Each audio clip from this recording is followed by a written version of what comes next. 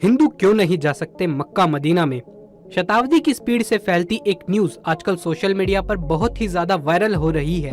इसके मुताबिक ये कहा जाता है कि मक्का मदीना के अंदर शंकर भगवान को कैद करके रखा गया है और लोगों का ये सवाल है कि अगर ऐसा नहीं है तो फिर क्यों यहाँ मुसलमानों की इतनी भीड़ उमड़ती है, लेकिन एक भी हिंदू देखने को नहीं मिल सकता। आखिर सच्चाई क्या है मक्का मदीना की और क्यों किसी भी हिंदू को देखकर उसे बाहर से ही यहाँ से रवाना कर दिया जाता है? दोस्तों, आज हम आपको मक्का मदीना और शंकर भगवान के बीच के कनेक्शन के बारे में बताएंगे और साथ ही ये भी बताएंगे कि क्या ये बात सच है या फिर इसके पीछे कोई और राज छिपा है। पर इसे जानने से पहले हमारे चैनल अमेजिंग लाइफ को सब्सक्राइब कर लें और पास वाले बेल आइकन को भी जरूर दबा लें ताकि ऐसे ही इंटरेस्टिंग वीडियोस आप तक पहुंच सके सबसे पहले। आप काफी लंबे समय से इस न्यूज को सुनते आ रहे होंगे कि मुसलमान जिस काबा को अपने सबसे पवित्र जगह मानते हैं उसके अंदर शिवलिंग मौजूद है और तो और मुसलमान जिस जगह पर शैतान को पत्थर मारते हैं वो जगह कोई और नहीं बल्कि शिवजी है,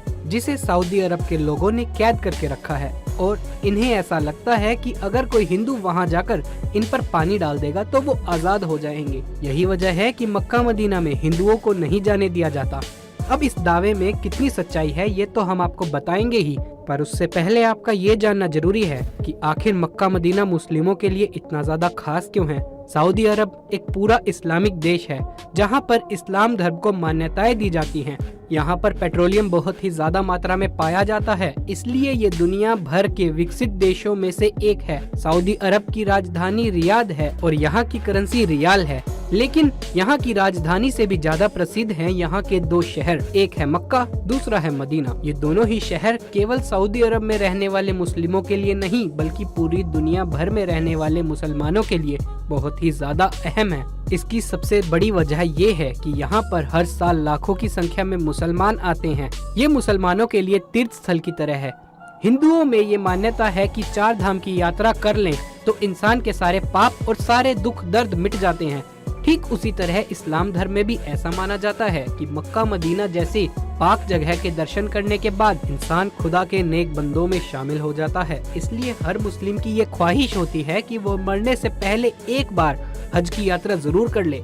इस जगह की महत्वता कितनी है इसका अंदाजा आप इस बात से लगा सकते हैं कि मुस्लिम चाहे दुनिया की किसी भी कोने में नमाज क्यों न पढ़े, हमेशा काबा की ओर मुंह करके ही नमाज पढ़ते हैं। जैसे कि भारत में रहने वाले मुस्लिम पश्चिम की ओर मुंह करके नमाज पढ़ते हैं, क्योंकि हमारे देश से मक्का पश्चिम में स्थित है। और मुस्लिम ये भी मानते हैं कि पश्चिम की ओर मुंह करके झूठ बोलना भी गुनाह है। दोस्तों, जब लोग हज की यात्रा करने के लिए जाते हैं तो काबा के चारों ओर चक्कर लगाते हैं और इसे तवाफ कहा जाता है और ये हज का सबसे खास हिस्सा होता है। साथ ही वो मदीना की जियारत करने जाते हैं। मदीना वो जगह है जहाँ पर पैगंबर मोहम्मद की कब्र बनी हुई है। दोस्तों, मक्का मदीना के बारे में तो आप लोगों ने काफी कुछ जान लिया, लेकिन अब इन तस्वीरों की सच्चाई के बारे में जानते हैं और ये जानना काफी जरूरी भी है, जो आजकल सोशल मीडिया पर बहुत ज्यादा वायरल हो रही हैं। यहाँ तक कि कई सालों से लोग इस चीज पर विश्वास कर रहे हैं, पर हम आपको बता दें कि इंटरनेट पर वायरल हो रही ये बातें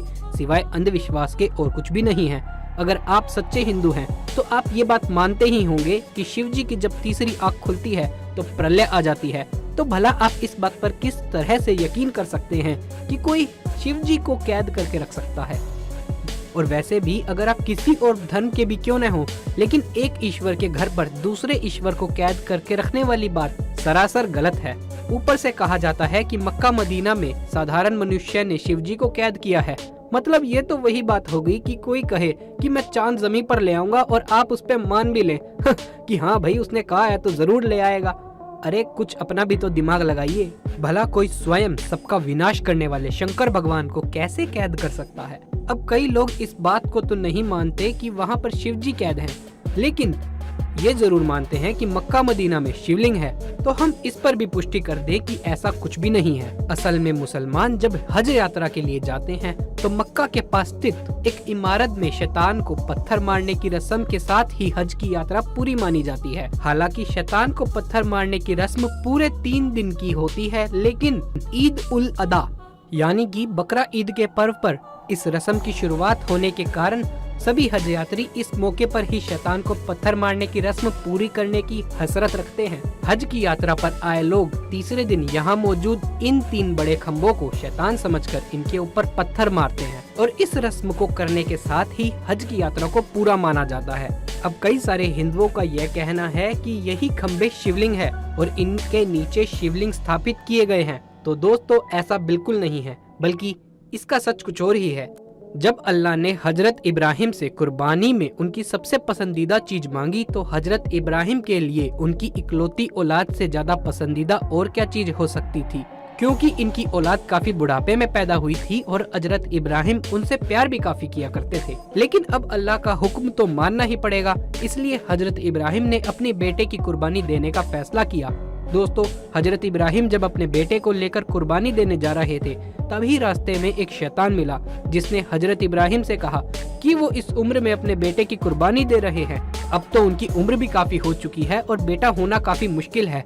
ऊपर से ये लड़का उनका काफी मुश्किल से हुआ था, जो बुढ़ापे में उनका इकलौता सहारा था। शैतान ने ये भी कहा कि अल्लाह के कहने पर हजरत इब्राहिम कैसे अपने जिगर के टुकड़े को कुर्बान कर सकते हैं। अब शैतान की सारी बातें सुनकर हजरत इब्राहिम सोच में पड़ गए और फिर इनका कुर्बानी देने का इरादा भी डगमगाने लगा। लेकिन फिर इनको ख्याल आया कि नहीं, ये चीज गलत है, अल्लाह की फरमाइश सबसे पहले है। तब हजरत इब्राहिम कुर्बानी देने के लिए चले गए। हजरत इब्राहिम को लगा कि कुर्बानी देते समय कहीं वो भावनाओं में न बह जाए और यही वजह है कि कुर्बानी देते वक्त उन्होंने अपनी आंखों पर पट्टी बांध ली। लेकिन भला खुदा कैसे किसी के साथ बुरा कर सकते हैं। वो तो बस हजरत इब्राहिम की परीक्षा ले रहे थे, जिसमें हजरत इब्राहिम पूरे तरीके से पास भी हो गए। इसलिए खुदा ने हजरत इब्राहिम के बेटे की जगह कुर्बानी देने के लिए एक बकरे को खड़ा कर दिया और तभी से बकरा ईद के दिन बकरे की कुर्बानी देने का परंपरा चली आ रही है। यही वजह है कि जब हज यात्री जानवर की कुर्बानी दे देते हैं तो ये उस शैतान को पत्थर मारने पहुंचते हैं, जिसने हजरत इब्राहिम को भटकाने की कोशिश की थी। और इसी पत्थर मारने की रस्म के साथ ही खुदा से वे वादा करते हैं कि कोई भी शैतान उन्हें कभी भी बहका नहीं पाएगा, फिर चाहे वो शैतान बाहरी दुनिया से हो या फिर उनके मन का शैतान हो। वो हमेशा सच्चे दिल से खुदा की इबादत करते रहेंगे। ऐसे में दोस्तों ये कोई शिवलिंग नहीं है, बल्कि जो 3 खम्बे हैं वो शैतान का प्रतीक है, जिस पर पत्थरों की बरसात करके लोग अपने अंदर के शैतान को मारने की कोशिश करते हैं। ऐसे में कई लोगों का यह सवाल आता है कि अगर ऐसा कुछ नहीं है तो वहाँ पर हिंदुओं को जाने की इजाजत क्यों नहीं दी जाती। दोस्तों यहाँ पर सबसे पहली बात तो ये जानना जरूरी है कि यहाँ पर सिर्फ हिंदुओं को जाने की इजाजत नहीं, बल्कि किसी भी गैर मुसलमान को यहाँ जाने की इजाजत नहीं है, फिर चाहे वो हिंदू हो, सिख हो, ईसाई हो, बौद्ध हो। अगर वो मुसलमान नहीं है तो उसे काबा के अंदर नहीं जाने दिया जाएगा, क्योंकि ऐसा माना जाता है कि अगर मुसलमान नहीं है तो वो जाहिर सी बात है सच्चे दिल से अल्लाह की इबादत भी नहीं कर पाएगा, अल्लाह पर विश्वास नहीं करता होगा। और जो सच्चे दिल से अल्लाह पर विश्वास नहीं करता उसे काबा के अंदर प्रवेश करने की इजाजत नहीं है। यहाँ सिर्फ उन्हीं लोगों को अंदर जाने की इजाजत है जो बिल्कुल पवित्र मन से अल्लाह के ऊपर विश्वास करते हैं, अल्लाह को मानते हैं। अब दोस्तों इसे आप इस तरीके से समझ सकते हैं कि जैसे आपका घर है, अगर कोई आपकी इज्जत नहीं करता तो आप उसे अपने घर में आने की अनुमति नहीं देंगे। क्यों नहीं देंगे ना? आप यही चाहेंगे कि अगर आपके घर में कोई आ रहा है तो वो आपका सम्मान करे। और ठीक ऐसा ही यहाँ के लोग भी चाहते हैं कि जो कोई भी काबा में प्रवेश करता है वो सच्चे दिल से अल्लाह को माने। उसके लिए सबसे पहले अल्लाह होना चाहिए और बाकी सारी दुनिया बाद में। हमें उम्मीद है कि आपको मक्का मदीना से जुड़ी हर एक बात अच्छे से पता चल गई होगी और आपके मन में जितने भी प्रश्न थे उन सबका जवाब मिल गया होगा।